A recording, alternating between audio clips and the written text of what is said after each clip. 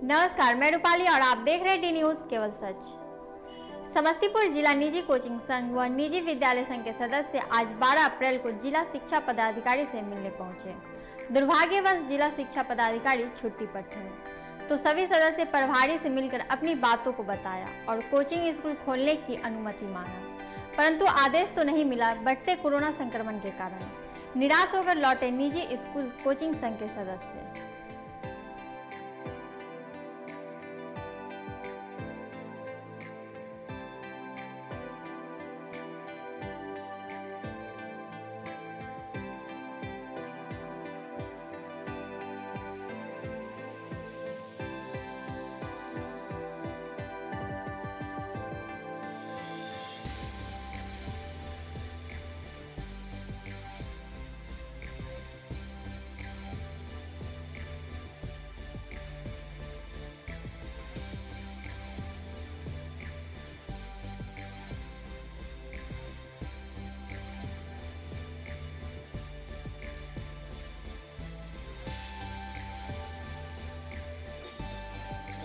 हम कोचिंग संचालक आज इकट्ठा हुए थे डीओ साहब को ज्ञापन देने के लिए कि सभी जगह यदि चल रही है तो हम लोग की भी चलनी चाहिए। दूसरी बात है, सरकार प्रमाण जारी करती है कि सिनेमा हॉल 50% में चले, वाहन चले, रेस्टोरेंट चले, तो फिर कोचिंग के साथ व्यवस्था क्यों?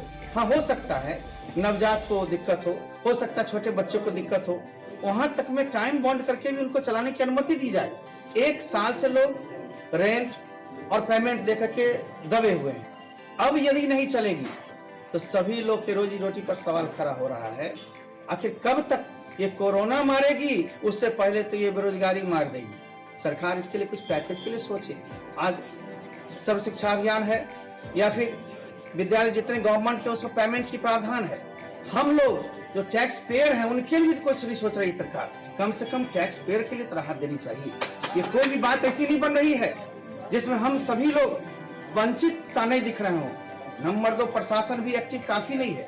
आज शहर में बंद है, ब्लॉक स्तर पर चल रहे हैं, ग्रामीण स्तर पर चल रहे हैं। आखिर एकरूपता कहाँ है? यदि एकरूपता नहीं है तो हम शहर वाले कोचिंग संचालक के साथ वैमनस्यता है, यह बर्दाश्त कतई नहीं होगी। यदि ऐसी स्थिति रही तो हम लोग भी खोलेंगे, चाहे जितनी गिरफ्तारियां हो, जितनी बंदी की हो, हम लोग भी इसको कोसते हुए आगे निकलने की कोशिश। आज मिलने के लिए यहाँ आए तो किन से बातें हुई? देखिए, आज तो हम लोग आए थे डीओ साहब से मिलने के लिए, लेकिन नहीं मिले। इंचार्ज साहब से मिले हम लोग रजत जी से और अपनी बातों को रखा, सहमति उन्होंने दर्शाया। हर एक डीओ को फोन जा रहा है, लेटर्स जा रहे हैं कि आप लोग अपने अपने ब्लॉक स्तर पर में थोड़ा सा करें चेक और उसको बंद करवाने की कोशिश करें। हर एक जगह बंद है तो हमें आपत्ति नहीं है, लेकिन बंद की एक सीमा होनी चाहिए। कब तक प्रश्न उठ रहा है। सरकार नहीं जाग रही है। सिनेमा हॉल में क्या कोरोना नहीं है? क्या संडे पूछ कर क्या कि हम कोरोना आए कि नहीं आए? वीकेंड में क्या कोरोना चली जाती है? इलेक्शंस में कुछ नहीं है, सरकार के सारे नियम कानून चलेंगे। रजिस्ट्री ऑफिस में हमने देखे थे, कल बहुत भीड़ था। आखिर क्या है ये मामला? कोरोना कहाँ है कहाँ नहीं है, ये भी डिसीजन क्या मुख्यमंत्री करेंगे? ये भी क्या अधिकारी 5 बैठक कर लेंगे? जन समस्याओं को नहीं सुधारा जाएगा तो जन आक्रोश बढ़ेगी और इससे फिर क्या होगी? आंदोलन का रूप लेता चल जाएगा। और ये कतई नहीं हम लोग चाहते कि आंदोलन भी हो और शिक्षा भी रुके। जिला निजी विद्यालय संघ के हम सचिव हैं, दिलीप कुमार सोनी मेरा नाम हुआ। वारिस नगर से हम लोग बिलोंग्स करते हैं। हम लोग भी आए थे डीओ साहब को ज्ञापन देने के लिए कि हम लोग ये रिक्वेस्ट कर रहे थे कि जब व्यवसायिक, सरकारी और निजी संस्थाएं हर चीज में छूट दी गई है तो फिर स्कूल में क्यों नहीं, स्कूल को बाधित क्यों किया जा रहा है? हमने रिक्वेस्ट करने आया था, ज्ञापन में दिया है कि कम से कम सुबह 7 से 10 बजे 3 घंटे तक प्रोटोकॉल के हिसाब से हमारे स्कूल को चलने दिया जाए ताकि बच्चे का पढ़ाई बाधित ना हो। और हम लोग इससे क्या होगा कि जो भी हमारा स्टाफ है उनका कुछ ना कुछ इनकम होगा जिससे हम अपने जीविकोपार्जन का और भरण पोषण ठीक से कर सके। इसके लिए हम लोग आए थे, लेकिन डीओ साहब नहीं मिले, लेकिन रजत सर मिले हैं जो प्रभार में हैं, उनको सब कुछ बता दिया गया। दूसरी बात कि हम लोग स्कूल मुख्यालय से नजदीक में हैं तो हम लोग बंद करके रखते हैं, लेकिन उसके आर में बहुत जगह ब्लॉक में और गांव लेवल पर, विलेज लेवल पर हर जगह स्कूल कोचिंग सब चीज चल रही है। तो ऐसे में हम लोग को भी पेरेंट्स के द्वारा मिलता है कि सर आपको कौन सा नियम है जो हमारे उनके बच्चे स्कूल में जा रहे हैं, हम आपके स्कूल बंद क्यों है? तो इनके लिए भी हम लोग इनको रिक्वेस्ट करने आए थे। शिक्षा विरोधी सरकार है सबसे पहले। बंगाल में चुनाव हो रहा है, आसाम में चुनाव हो रहा है, मीडिया से लेकर हर चीज मैनेज है।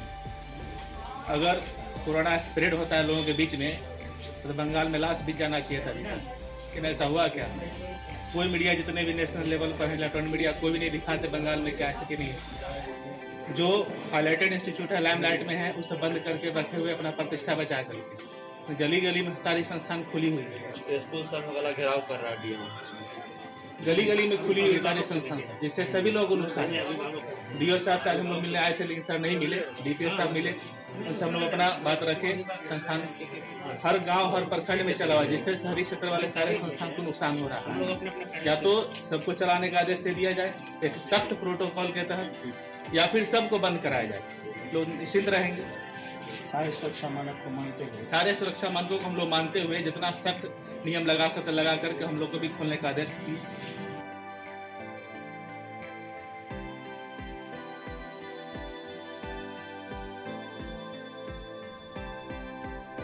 वहीं दूसरी ओर निजी विद्यालय संघ ने बैठक किया एवीएन स्कूल पर। फिर समस्तीपुर जिलाधिकारी को ज्ञापन देने पहुंचे समस्तीपुर निजी विद्यालय संघ के सदस्य व अभिभावक। अब हमें आगे जीने का जो कोई सहारा हमारे पास सिवाय संस्था चलाने के जो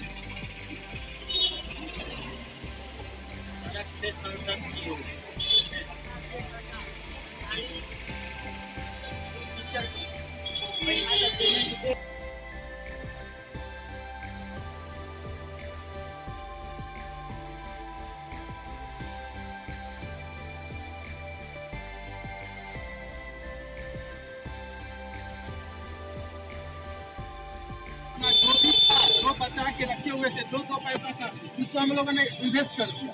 अब हमारे पास ये ताकत नहीं है जो हम फिर से घर पर रह सककर अपने बच्चे को ये कर सकें। हम अपना सब कुछ बेच चुके हैं, सब कुछ बर्बाद कर चुके हैं। इस संस्था दो पैसा कमाने के लिए संस्था दे और संस्था ही बंद कर नहीं, बैठक नहीं है। एक्चुअली आज हम लोग जिलाधिकारी महोदय के माध्यम से बिहार सरकार से मांग करने के लिए, ज्ञापन देने के लिए हम सब अभिभावक और स्कूल के जो संचालक हैं वो सभी एक साथ जमा हुए हैं।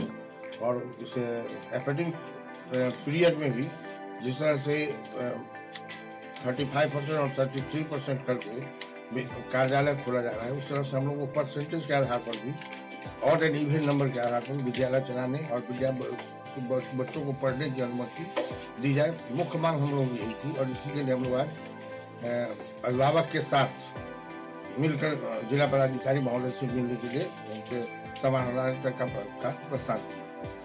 क्या लग रहा है सर, एक तरफ आप देख रहे हैं जो कई राज्यों में चुनाव हो रहा है, रैली निकाली जा रही है, ऐसे चौक चौराहे पर दिन भर गैदरिंग रहता है, तो फिर शिक्षा जगत से ऐसा क्यों? यही जानने के लिए हम लोगों ने विज्ञापन दिया है।